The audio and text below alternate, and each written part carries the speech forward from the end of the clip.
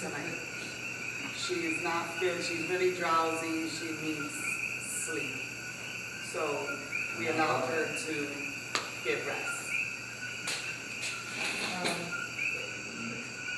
So basically, we're gonna go around the room thing and do the what The criticism is like yeah, why not? Like, the reflection and what do you guys think and your opinion. how did it go? What can improve? Definitely. So anybody wanna start? I want to say as well, it was Excuse. Yeah.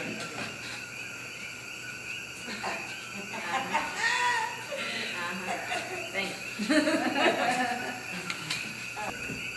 The visit to City Hall with Maria was amazing. She really did a great job of giving us the history and keeping us engaged in it. You know, it was, and the fact that she was from Philly, you know, so she was able to kind of give us that love, and we were able to give it back to her and bring Philly back to her, you know, and she really appreciated it. And that to me was awesome. So I agree with the whole, I learned a lot. That woman was amazing. To get straight to the point, you, like, your leadership, Keisha, you lost it. I'm completely disappointed because, hold on. Don't speak now because you didn't speak all day. If you wanted to speak, you should have spoke. You had every chance. And I'm really happy with everybody because everybody was trying to help you. And you just kind of just kept retreating, and the pressure, now you know, and I hope you take this and you learn from it. Because I know how awesome you are. We have a great time together outside of here. I think you are like one of the best, but I just feel like you could have done a little bit, you could have shined. This was your day to just shine and have a good time, and I think you shorted yourself. Because we all, the consensus in my mind was that everyone had a good time. Like, everyone learned, yeah, it was a long day, but it wasn't like that. It wasn't like anything like the rain and things like that. But it was just disappointing to not see the best you can be. And it's hard to give you guys both balance, like both criticism, because you didn't speak so much that Desi had to work a little bit harder, even though there were some times that you did try and you overspoke her sometimes because you're so quick and you're trying to help her. You know, and I think if you guys would have talked a little bit more about, you're shy, you know your weakness. How can you use her strength to pull you out? What do you need? You know what I mean? And that's something we worked on all year about triggers and things like that set you up. So to be honest, like, I think it was a great day, but I think when it came to your point about, I think the great day was because everything was fun. Like, if I would have went to these museums on my own and I found these people, I still would have had a great day. I don't know how much you contributed to the day being a great day. That's just my thought.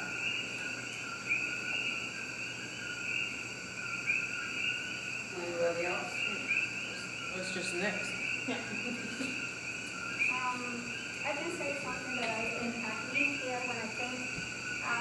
The first thing I found out, and it is, I understand it's their job, not talking about them, the job of the people who give the tours and the guide us in the places.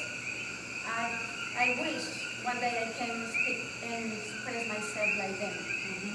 Starting from the lady, the young girl in the museum, it was amazing the way she was prepared so well, and so the way that she expressed herself was like I know that that's her job, but she's practice this every day, you know, the tourists and the people who visit, but I like the way she spoke, so that one was something that impacted me, like seeing these people, working different people so prepared for the people who come and visit the city. The second lady, amazing too, she was so lovely, like very nice, and she knew, and what she transmitted me is, and she and the other lady is that, especially those two. The one in the museum, I understand a little bit, but it was something new that I learned from the massacre But the first two places that we visit, what impacted me is the way they try to, they are conserving the culture, the tradition, and the history of Puerto Rico, and especially from the Ponce, the Puerto Ricans in here. And I learned a lot, and it's great to understand the culture from your country, because sometimes what happens is so I judge people because I don't know why they feel, why they react in some way. And on Philadelphia, I have opportunity to work with Puerto Rican people, and I have different thoughts. What I have right now is something opposite. And it is because of the chance for me to experience and share with you and learn from all of you. Because I was talking to Amy this afternoon, and that I know that it's more what I'm learning from all of you, and by coming visit Puerto Rico, than what you learn from me. Because, but I appreciate you and you for giving me the opportunity to come and to join the group. Because if I want to work with the community, and if I want to do something for my family, even for people that I care, or people that I do not even know, what you are contributing to me to one day to do that. And that's it. This is the first time that I've been in La Masacre de Ponce, and I mean, for me, I was expecting more. I was expecting more passion from the person presenting. I was expecting, I don't know, quizá una señorita or someone like that, but she was knowledgeable, but because we have seen in the other organizations so many people that express so much love and all of that, I was expecting like more passion for what she was doing, and I thought it was amazing the fact that I learned so many things in probably 30 minutes that I did not know. I do appreciate that. I was very sad about the fact that Tibes is just losing money. They are not taking good care of the grounds, deteriorating, the souvenir shop is closed. So one of the employees that has been there for 22 years is just gone. You know, many changes, and I think all Puerto Rico is feeling the pain. And regarding Keishla and Desia, you did an amazing job. I think that we have seen you grown since you started, so you were able to give us the best of yourself today. We will all wanted to see this, but at this moment you're giving us what you could possibly give us. I know that if we see you within 10 years from now, it's going to be another Keishla in front of us. I saw the whole group cheering up for you, and I saw you in control, prepared, professional. I saw your happiness. I saw the, you know, when you came with La Señora María, you know, the feeling, the love, all of that. It was a great day, an amazing day. And that we have more going to other museums, or we go, yes, we go have, but you know, it's just time allows for us to do what we did. But I see the whole group helping you guys to shine at the day. I love Ponce. Got a lot of things. To me, I fell in love with Ponce, you know what I mean? I enjoyed Caguas a lot. But I think what I loved about Ponce is more like the passion that it had, and I was able to see that today. More so than anything, I love the stories that I've heard, the way they would step up, the way that, you know what I mean? It was cool because I knew that I had two leaders up there that were strong, representing a strong place in Puerto Rico. So I knew we had the right candidates for the right day, you know what I mean? Like I said, Ponce was full of passion and everything. It was so much full of passion that when the governor got out the car, everybody was like, you know what I mean? And yeah, we didn't expect that. But one of the biggest things, I don't know if you guys noticed it, was when she said, "Oh, you guys are from Philly, right? You guys are Hispanics from Philly." And I don't know if it was Gil or someone that said, "Yeah, we're Puerto Rican." And she was like, yeah, but you guys are from over there. She made it clear, no, but you guys are from over there. And in that instant, I was like, oh, and I just looked down because it's not the first time I've heard about that they do that. Like, yeah, but you guys are from over there.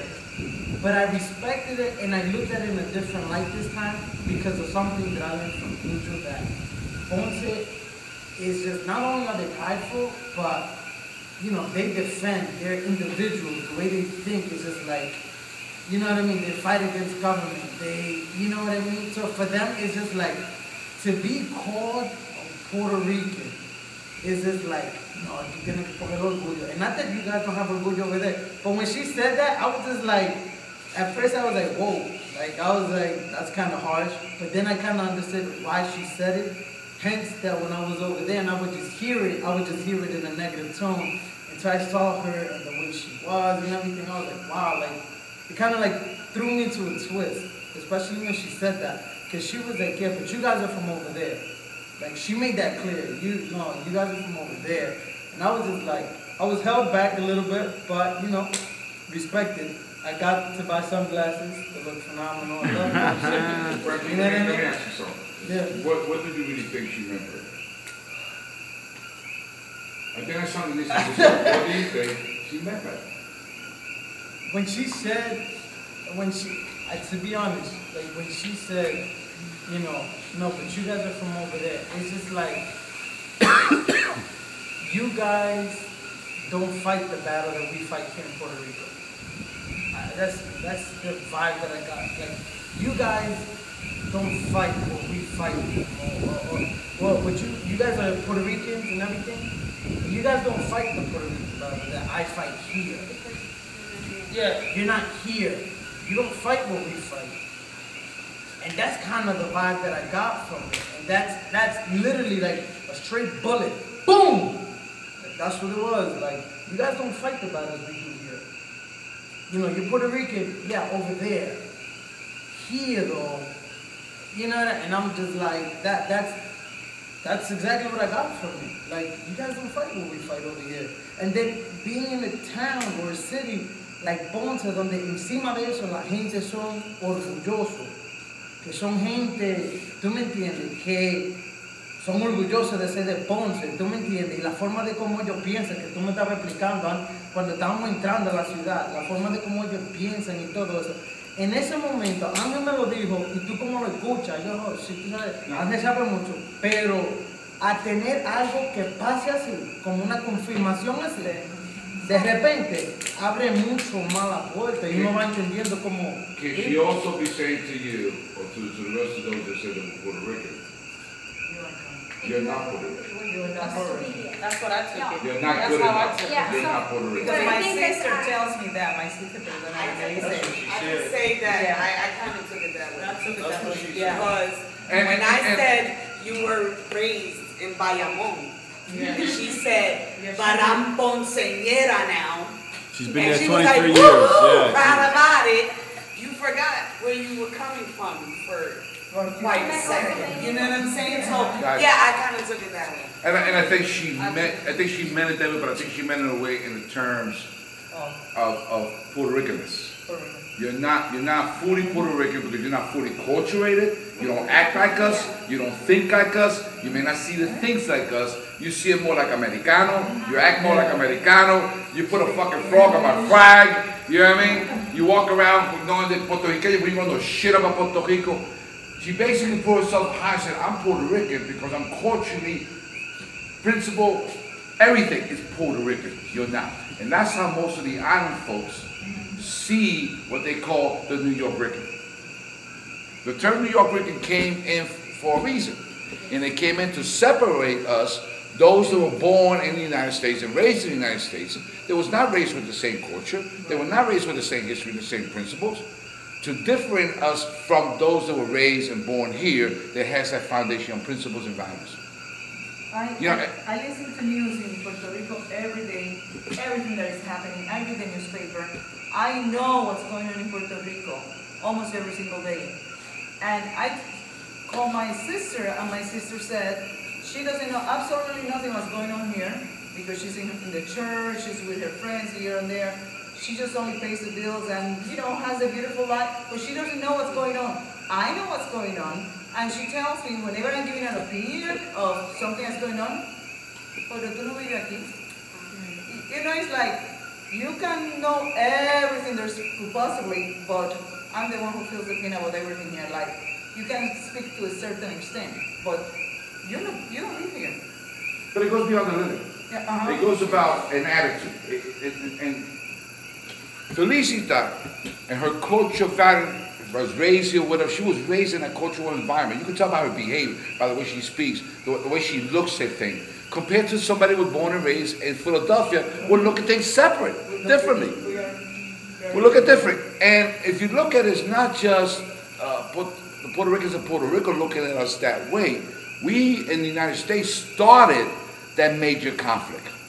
When we started treating our people like shit, when they went to the United States, we used to call them jibaros, and we didn't want nothing to do with you.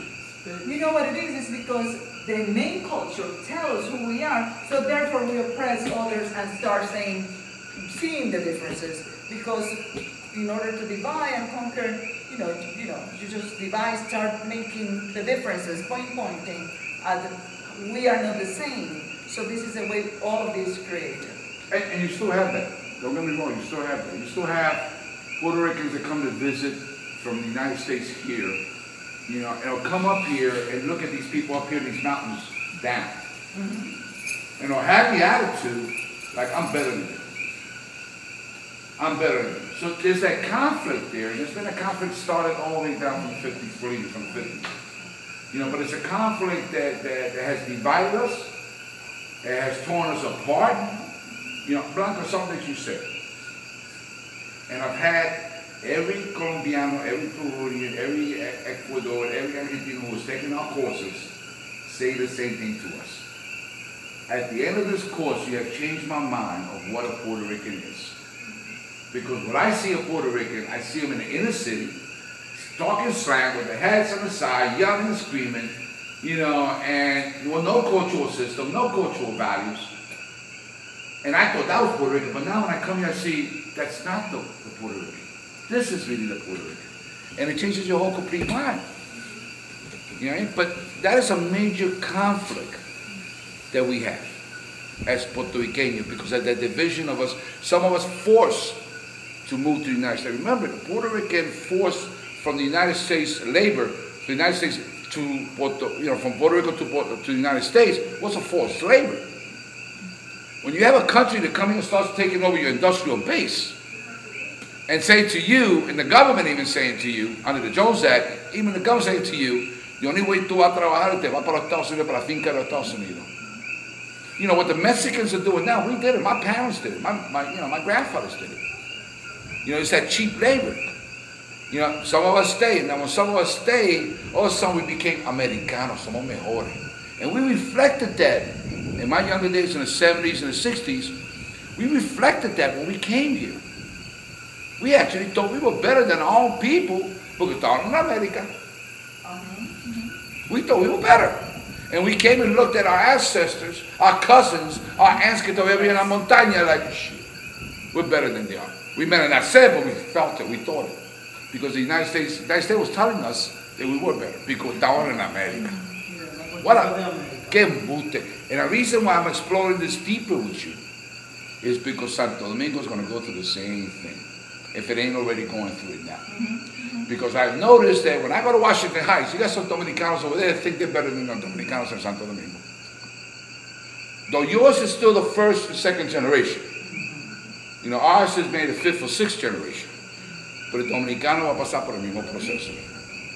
And you guys better wake up, because when you go to that process, you better start talking about it. You better start dealing with it. When you go to that process, it's going to take you away if you'll be able to get out of it. But it's going to divide your people in half. It's going to divide your culture in half. And it's going to create a whole bunch of people walking around talking about, I'm pa from Chestnut Hill. That's the end result. That's the end result. Well, we brought a point today which was very, very important in our history, which is 50, 60, 100 years ago, Eugenio María de Hostos founded education system in the Dominican Republic. He is buried in the Dominican Republic. Yeah. So we have a history of Cuba, Puerto Rico, and Santo Domingo. You can't separate. You cannot separate that. Even he was reading a section in which say the Dominican, I don't know which was. The shoe store we were in today, the owner of it, he was raised in the Dominican Republic. And then he moved back to Puerto Rico. He was like 20-something years old, and then he moved back to Puerto Rico. He was raised over there. So the migration, you know what I mean? So the migration, for me it was shocking. No, but that's the thing. That's the shocking part. We know that it's always been. Why do you think we call each other primos? Why do you think? Yeah, if you go to New York, Philadelphia, I go to Philadelphia con todos los dominicanos, we call each other primo. Guy in the corner, mira primo, call primo. Why do you think we call each other primo? Los Cubanos, los Dominicans, and los Portuguese, why do you think? We call each other, our culture is so interactive with each other. Trade, moving from one place to another. That you can't separate. But that's the shocking part. Ahora en día, now, us, we know that. But people add, big Dominicans, Cubans, like that's something that's new. Oh, el crecimiento de dominicanos es algo grande, but it's not new. But we It's have happening to for honor years. the history that we have together for decades, generations, and this is what we have to honor and we have to nurture, because they want to separate us. If Cuba was free, we would be such a big force. Yeah. Even though we're part of the United States, but I think that our situation will be like very Totally different. And we were talking about that. I was like, if we were all to be united, a military force within Cuba, Dominican Republic, and Puerto Rico, we were fighting for the And the same. United States knows we would be a threat. Cuba's a threat now. We would be such a threat. You know what I mean? And that for me, I was thinking, I was like, wow, like this amazing powerhouse. And then we have Puerto Rico colony, and it's like, wow, like this could really go down. This is not something that is impossible. Like, this is something that could go down. If Cuba ever wants to come here and like, because we're so linked from so many years ago, like, that wouldn't be shocking to me. To actually friend allies, you know what I mean? All of us. That wouldn't be shocking to me. It's been happening in the wars for how long now? You know what I mean? And Cuba has a huge powerhouse. And it would be such a worthy threat. You know what I mean? And I'm like, I wonder how it would have been if actually we were actually like that. Cuba would have stepped up at, let's say, you know what I mean? And all three of us would have been an army threat. Like, people know if they F up with Puerto Rico, Dominican Republic, or Cuba, like, you mess with one, you mess with all of us. You mess with the whole eagle, because I know it's like a bird, the way the Caribbean and everything, like, you mess with us, you know what I mean? And that's something that I was always, I just thought about that today, and I was talking to Felicita about it. You know what I mean? How much more different Puerto Rico would have been compared to not being a colony, you know what I mean? So, that for me was, I fell in love with Ponce, like, with so much that I learned, and with so much, Ponce opened up my eyes to, like, wow. Like, coming out of there, now I want to go to DR and, like, yo, what are you going to do? You know what I mean? I told you guys one time that the educational system was created to pacify you, to make you obedience, to make you compliance. It's not to educate you to make you individual so you go educate yourself and explore and want to learn. It's to make you compliance, make you obedience. Follow orders. Because if you look at history, for example, they have fed you nothing but lies. Tell me where in the history books they have told you the truth. What you learn in school, tell me where, please. Let's sit down and say to me, esto es verdad. Because I'll show you where it is a lie. The whole history book of the United States. Think about the United States when it first started. It was an invasion of those who were seeking free religion or whatever. They came, and when they came, the Indians helped them, the indigenous people helped them. And 2 years later, they were killing them. And talking about ownership of land, when the Indians never believed in ownership of land. They believed that was nature. And here comes the Europeans saying, no, we own land.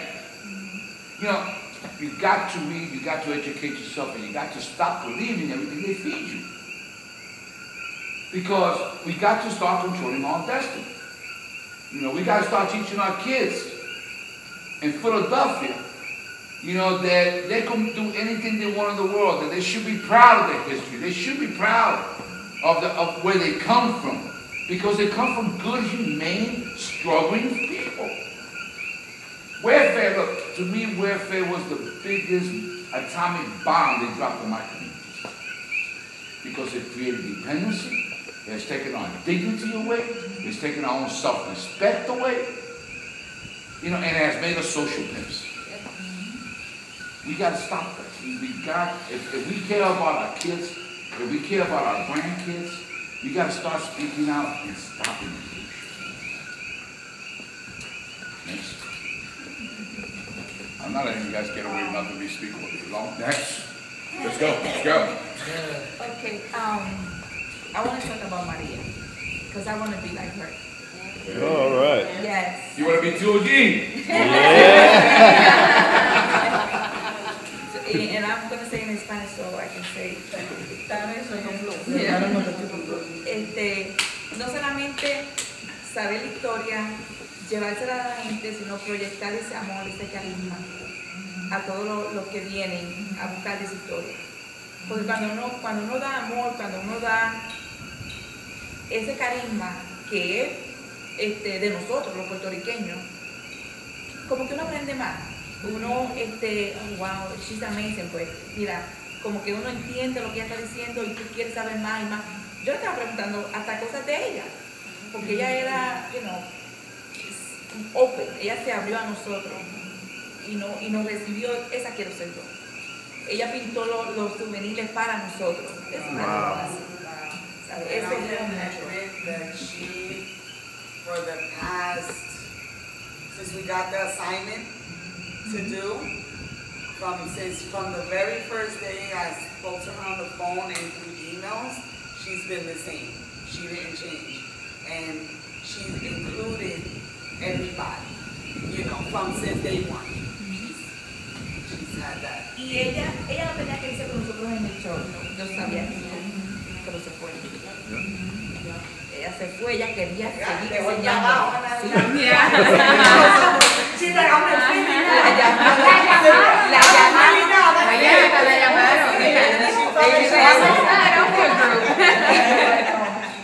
pero, that's gonna be. Y ella dijo algo muy interesante, yo lo escribí allá, pues sí, me acuerdo, dice que primero antes de ser turista en otro país, tú tienes que ser turista en tu propio país. Tienes que conocer de tu cultura antes de conocer otras culturas. Y eso es lo que ella está haciendo. Lo que hace que se vino para acá, que se regresó acá a trabajar, me imagino que... Ella dijo que la cuna la llamaba. La cuna la llamaba. La cuna me llamó papá.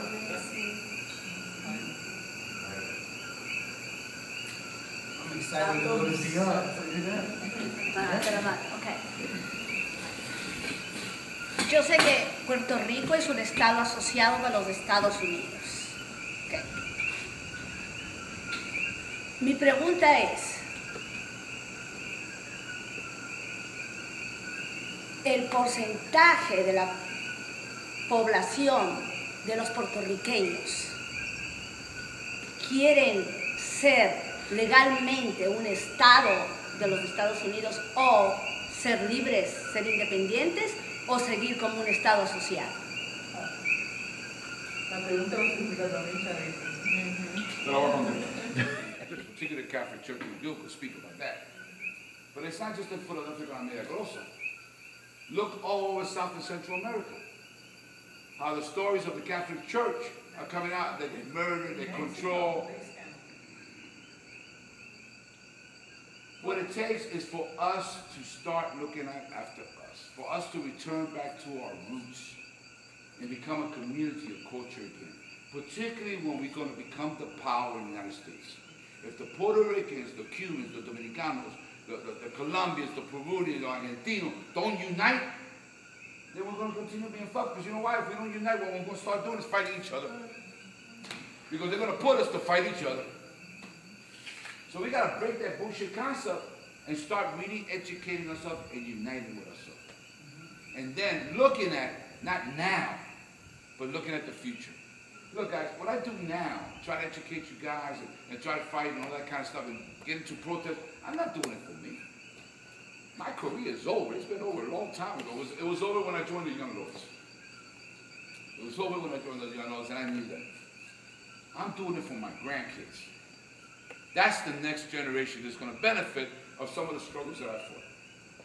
On the rainwater, and was telling the people, you got to pay me for that rainwater. In Bolivia, from Bolivia.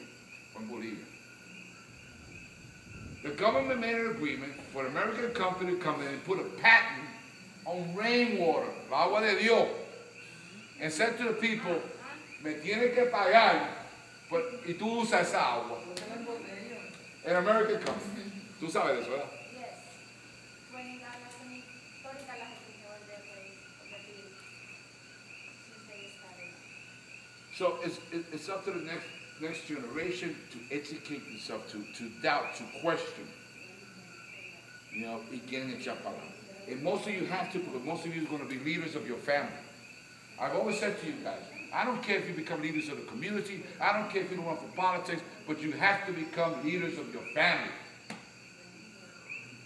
You got to become leaders of your family for our community to move forward. And if everybody becomes leaders of our family, guess what? Our kids got a better future. Our kids got a better future. Because now you got that role model, that positive motor. Go ahead, Daddy, say something wise. Because I know you can come with something wise. Come on, take it. I'm about to say we're about to have a revolution in here. It's almost 11 o'clock. Yeah, there goes the wise one. Let's reel this back in. All right. I think that you're my favorite person. That's all. You have something about the personal part. Yeah, I was thinking the same thing. I was like, I'm about to zone out. I need a shower to reinvigorate it, you know. But yeah, so like I said, on a personal level, it was my first time actually experiencing Ponce. I've been looking forward to this day for a long time because Desia and I would talk about it every morning when I walked into work. And she was telling me about the planning process. So I really enjoyed it. And actually I called Ariel and I was like, we've got to come back and just do a couple days in Ponce, you know, more days in Ponce. There's just so much to do, so much to explore. So I definitely would love to come back and do that. And a personal highlight too is I got to spend lunch with my future mother-in-law. So that was nice. I hadn't seen her in a couple years. She was supposed to come visit us earlier this year and she couldn't. So it was good to be able to take that time with her. But logistically for the day, to give you guys feedback as leaders and reel us back in as coach, is logistically the day was smooth. It's probably the first like extremely smooth day. That it didn't seem like there had to be too many plan A's. It seems like it was handled. I think in general, I think you guys worked well as a team. Desia, I'm so glad you didn't get nervous because I was worried you would get nervous and start doing too much talking. All day since the past couple weeks until the day, and I still am until I pass the baton. Because I know Desia has a tendency, and I remember when she was going to do her community. I remember when you were going to present your community service project and you were nervous, and what you do is you tend to speak a lot more than you need to, and you didn't do that today, and that's what I was worried about most with you. So kudos to you. And Keisha, I think I think you tried to the best that you were ready to do, but you know I'm not going to go too much deep into it because I'm not going to beat a dead horse with a stick, as they say, but would have loved to see so much more, and I agree with Felicita that, you know, some years down the line we'll see you reach your full potential, because I know you have it. We've seen nuggets of it, and you and I had, you know, a great conversation last night about it. But you know, especially when you do your spoken word and your art, you shine. You know, you that's when I've seen you own your power, and I really wanted to be able to see you own your power today. But your day will come. Your day will come, and this is what the LPI family is all about. That we're going to be here to nurture and help make that happen. We will witness it. This is the learning experience. Yeah, that's exactly what it is. It's not something that you got to learn experience. So this goal we're moving forward. How can we make tomorrow better? Well, I haven't made my retreat. You haven't made it. I have. Oh, you took your personal stuff with you. Okay. One person. Shit, I had us First thing, going what in you got out of circles. it? Remember we all talked I'm about like, I had us going in circles. No, she asked me a question and we got into the whole No, I know that. I know that. Yeah, it's on your critique part. Go ahead.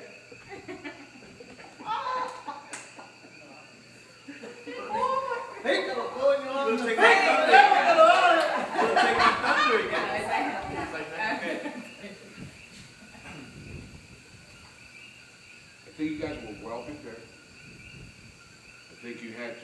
directions, your map, your walk prepare. I think you coordinated among each other very well. And you had that plan very well. My only concern is that you took more of the lead than she did. You know, you kind of were guiding her. And that's okay. You know, leaders are supposed to work together, whatever, and support each other. I think there were very few mistakes. I didn't see too many mistakes. Very few mistakes. The directions were good. You guys got us there, whatever. I think at times you took the leadership, maybe you were too worried. But you led us, you direct us, you guide us, you told us you can't do this, you could do this, this is what I want, this is not what you're going to do. You are so bright that I don't know how to get it in you to say to you, drop it, let it go, and move forward. You got so much stuff, but you don't believe in yourself. And you got so much going for you, but you want somebody to reassure you before you take a step. And leaders got to take a step and reassure themselves and believe in themselves. You have it. You're a very bright, intelligent leader. One thing I notice is you don't have no sense of direction. I mean, you're completely lost when it comes to north, east, and south. Am I right? And there's nothing wrong with that. Yeah. You should admit it there from the get-go. You didn't admit it. But you should admit it. You should admit it to your partner and say to your partner, I don't have no sense of direction. Don't give me a damn map because I don't know what south or north is. She did bring it up to me, but kind of like at the middle. I remember you saying that because I recall. And that's when I kind of said, okay, this is where I got to make that move. You know what I mean? And kind of, that's when we kind of like, you know, I'm like, Keishla, are you all right? And I'm moving up to her, but you're like, you got head count back there. I'm like, okay, now where do I go? I'm trying to like, now I was freaking out. But she did bring it to my attention, which is why I had to make that move. Okay. You know what I mean? Because there's nothing wrong. My wife don't have no sense of direction. At all. At all. All right? No sense of direction at all. She couldn't go from here to Brother Gerard unless I said to her, mira, go aquí, go here. And there's something wrong with it. Something wrong. But my biggest issue with you is that I see a lot of them, because I know you're extremely intelligent. That I've seen it, at little spots I've seen that. But you don't bring it out. You expect other people to reassure you before you take that step, and that's not going to work. You got to take that jump. You got to go forward. If you make a mistake, shit, that's okay. Everybody makes a mistake here. I don't know nobody here that hasn't made a mistake, or will not continue to make a mistake, including myself. But you gotta have confidence in yourself. I'm depending on you. And I'm gonna follow you like a rock after this institution. I'm gonna call you, I'm gonna ask you what you're doing, and I'm gonna push you. Because you do have potential, and you have a good heart. Of all the protesters, you've been there every single protest. The one about the abuse and the FOP, you were there. And the one about the Milagrosa, you were there. That said a lot to me. She wrote about it. She wrote about it. That said a lot to me. But you gotta have good, you're an introvert. And you'll be good at writing and all that. There's a place for that. Because we need some good newspapers and folks that tell the truth and all that. But you got to have more confidence in yourself. Let me give you a sample of your lack of confidence. Or you're going to give me an example? Give me an example of your lack of confidence.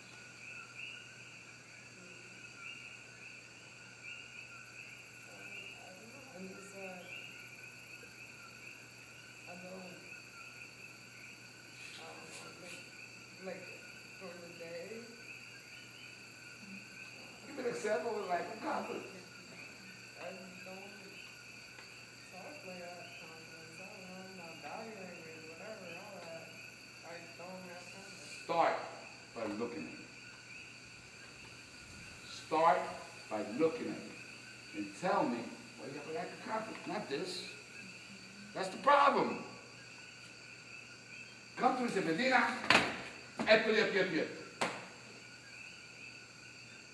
got me? That's my critique. Besides that, you did a good job. You did. You did, and I was saying it all day. You did. I don't know my favorite. I've been wanting to do it ever since the beginning. That's the thing. And then I even told her she's doing good. She did good. It's just that word, confident. That's it. Like that. This is family. Yeah, keep it coming. Really. But you know what? You know what?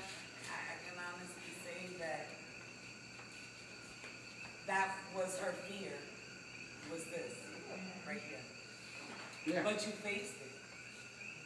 You just faced it. You know what I mean? And it's been said all day. You know what I mean? She's nervous.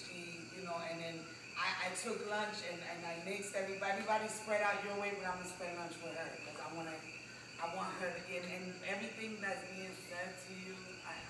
I even said it and I didn't even know they were gonna say the same thing. You know what I mean? That you do have the potential. You're intelligent. I'm paperwork smart. You're brain smart. You know what I mean? You're intelligent. You have it. I believe in you, and like everybody else does. And I knew, I kind of let you go. I knew you couldn't at one point, like you felt like you were lost, and you told me that. And I'm glad you opened up to tell me that. But I wanted to give you that chance. Okay, I know she can do it. Let me let her do it. You know what I mean? But at the same time, I want to help you with you. I'm just a hell damn lost with you, is what I kept telling you. I'm lost, I wasn't in Ponce, I've never been there, I don't know what I'm doing, but we're gonna do it together. She knows all that. Yeah. It's said or love or like, Yeah. you gotta do it. You got to believe in yourself. You got to be outspoken. You got to take the charge. You're young. You got the whole world ahead of you. Learn how to control it, learn how to feel good about yourself, and learn how to be positive and strong. Are we going to work together? Or are you going to eat my guts? Which one is it? Which one is it? Because it's only one or the other. You either hate him or love him.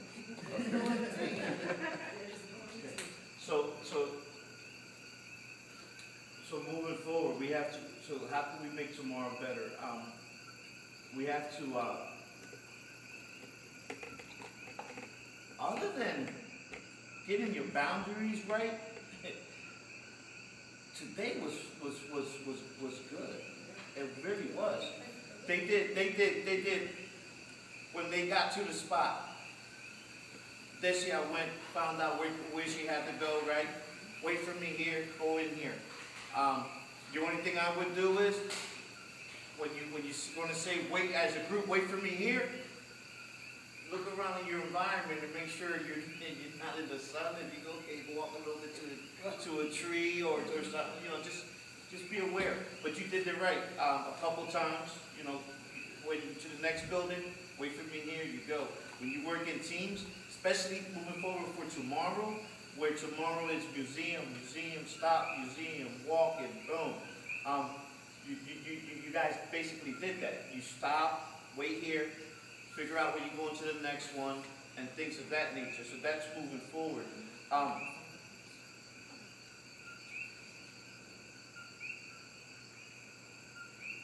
Maps, right? Maps. Always find the one spot. You look around, you grab a map, and you look around and you find it, and let's just say City Hall, for instance, for this is moving forward for tomorrow. So you mark yourself City Hall and you figure out where that's at. One thing that you just and you didn't know was you kept, every time you made a right turn, you would move the map around. So then it just got you messed up. But moving forward, that's the main thing. Other than that, it was good.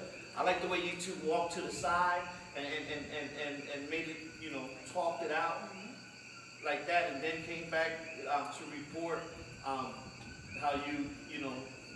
yeah, it was good.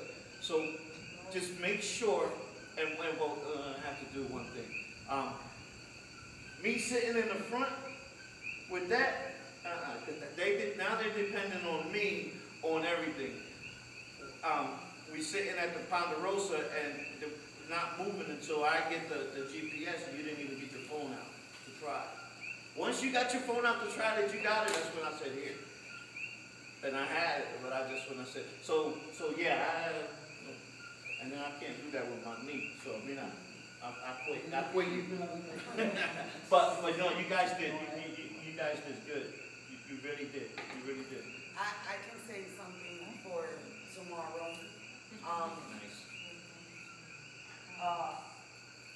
I try to assign like translating for Tara, you know what I mean? And it was like, you know, okay, they did it for a few minutes, but then it was kind of like they separated from Tara. So I would suggest sign one person all day with her. You know what I mean? Because I tried this person, but then she did say it's not just, you know, the class, whoever we assigned, it was also her because she was in Philly while she was wandering off. So she did admit to that, but at the same time, you know, for everyone I asked to translate, you know, for her next to her, that person, okay, did it for a little bit, but then moved away, and then did it for a little bit, and the next person did it for a little bit, and then moved away when we had a whole hour of divas, you know, touring in there. So towards the end, I had to tell Amy, you know, listen, I already pulled 2 or 3 people, but they do it for a little bit and walk away. Can you do the rest of it until we're done? So I suggest that for tomorrow, you assign that one person. For Tara, if you know they don't speak English and that you need that translation. Just to let you know, I translated for her for 2 hours. Translating. It's hard because I can't do it. If you assign me all day long, probably a morning from 9 to 12, you're assigned to Tara. In the afternoon or 2 hours, you're assigned to Tara. But it's very, very difficult, especially because you know you are. Because I can't do it either, so I know it's difficult because it's like I told Amy, I said, I know it's difficult because I can't even keep talking and try to. From 10 to 12, one person, from 2 to 4. Or that too, but you know. Because you get the voice, I didn't have the voice once, you know, it's But also ask, the one lady, the Armstrong, when we left, she said, okay, thank you, have a good day. And did anyone ask her if she spoke English? No, I asked her, and I had told Tara. She started talking to Tara in English. But I told Tara if there's anything you need to know in English. But one thing I did tell the lady, but I forgot to tell somebody in the class to translate. That I did wrong, so I can admit to that. Because I did tell Amy I was wrong for it, because Amy picked up and started translating. My sister came to me. She went to her, actually. So that I can admit that I didn't get it. And we asked Franklin for La Masacre.